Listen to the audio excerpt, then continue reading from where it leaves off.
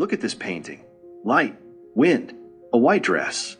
Young women standing on a hill as if the world around them is completely safe. Nothing is exploding. No one is screaming. There is no drama. And that's what's strange, because this work was painted at a time when the world around it was beginning to fall apart. Modernism was already knocking on the door. The old rules were crumbling. Artists were either running toward an unknown future or disappearing forever. But here, time seems to have stopped. This isn't Paris. This isn't the Salon. This is America.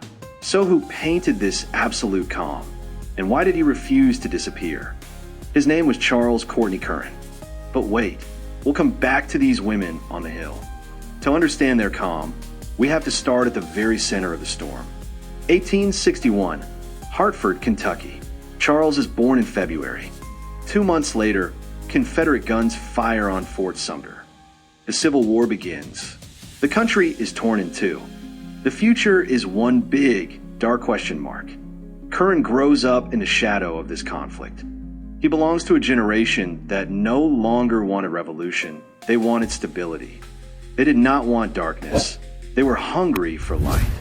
In the 1880s, he mastered his craft at the National Academy of Design in New York. Discipline, form, precision.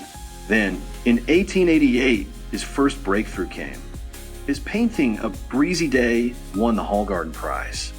It was his golden ticket to the center of the world, to Paris. For many Americans, Paris was a trap. They arrived there as students and left as pale imitations of French masters.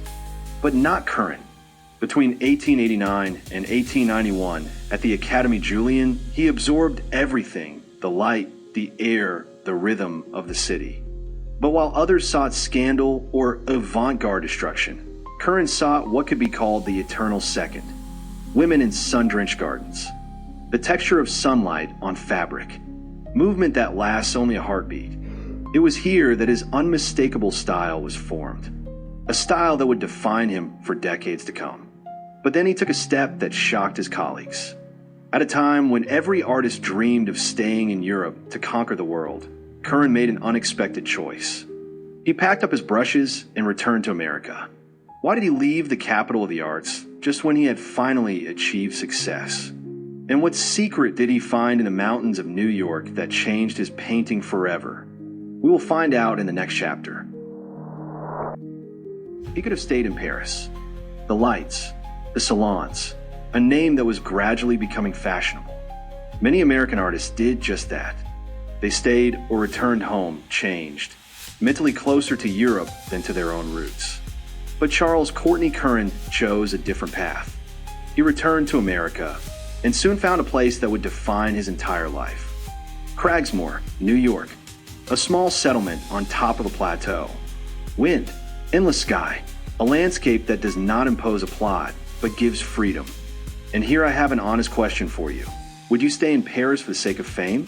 Or would you return to a place where there is less recognition, but more room to breathe?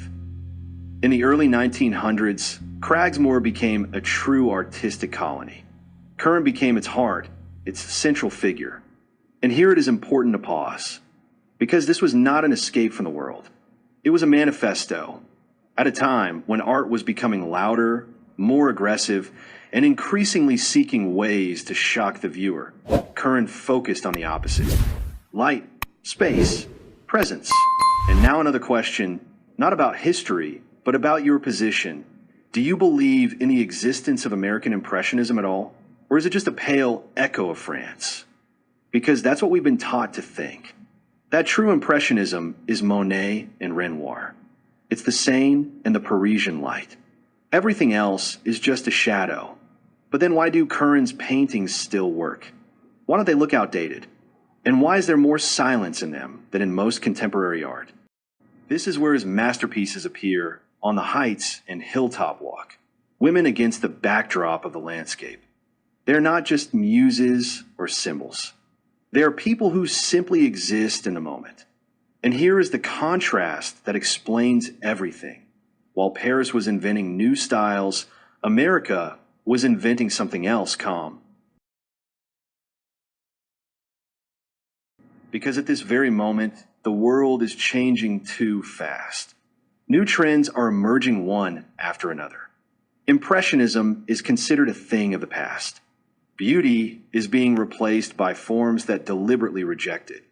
And Curran, he doesn't change anything. He doesn't protest. He doesn't write angry manifestos. He doesn't try to justify himself. He just keeps painting as if silence has as much right to exist as a scream. And this is where the real tension arises. Because now the question sounds different. Is calmness a strength or a weakness? Can an artist survive when the art world no longer wants silence? And what happens to those who refuse to race ahead with the future? More on this in the next part. The problem does not appear suddenly. It does not explode. It creeps up unnoticed. The beginning of the 20th century. Art no longer wants to be just beautiful. It wants to be new, aggressive, shocking. After World War I, the world changes dramatically and irrevocably. The rhythm of life, language, and the very view of humanity changed. Form broke down. Color became harsher. Silence was no longer in vogue. And Charles Courtney Curran was still there in his Cragsmoor. He continues to paint light, air, women on hills, moments that seem completely unaware that the world will never be the same again. And this is where the real tension arises. Because it is no longer just a difference in styles. It is a gap in time. By the 1920s, it becomes clear by the 1920s, Curran was no longer part of the conversation. He is not attacked. He is not criticized. He is simply no longer discussed. He becomes invisible to the big headlines. But something else is important.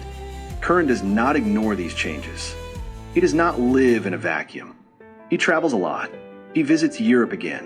In 1936, he even goes to China. He sees new art with his own eyes. He understands perfectly well what is happening in the world. And yet, he does not change. It was not senile stubbornness. It was a conscious position. While others were breaking the mold to be heard, Curran chose his own path. While others were destroying the mold to remain in history, Curran chose the risk of being forgotten. He does not fight the future. He simply refuses to race after it. While young artists fight for every second of attention, Curran takes on a different role. He becomes secretary of the National Academy of Design and holds this position for 15 years. He becomes the guardian of the system, the one who maintains the structure of the art world, even when it is changing inexorably. And here we see a paradox.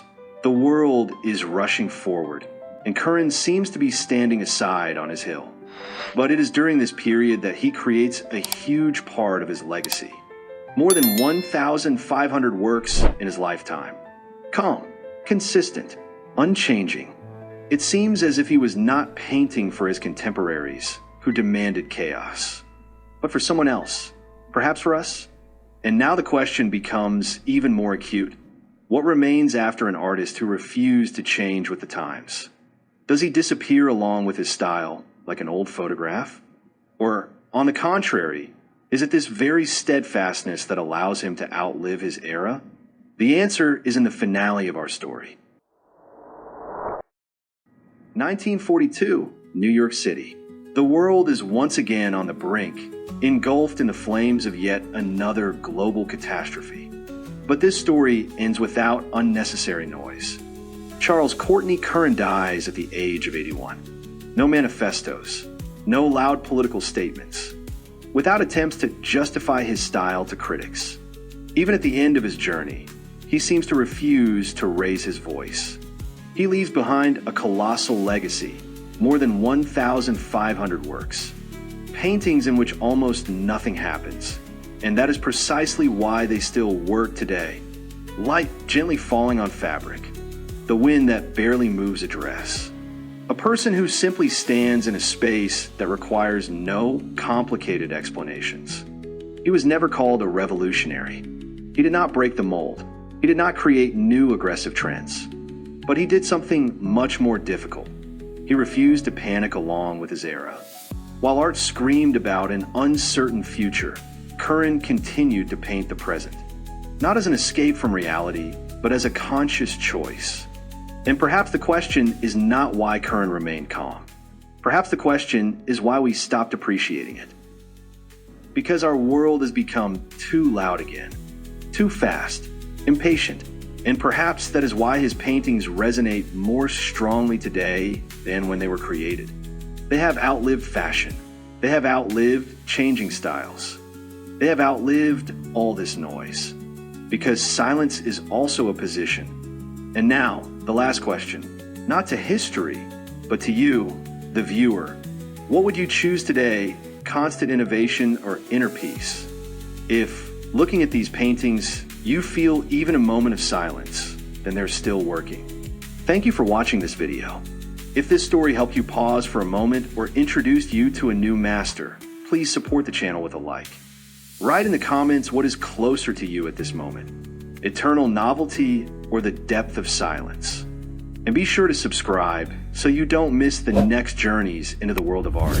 Ahead of us are many more stories about people and choices that remain unchanged even when everything around them is falling apart. See you in the next video.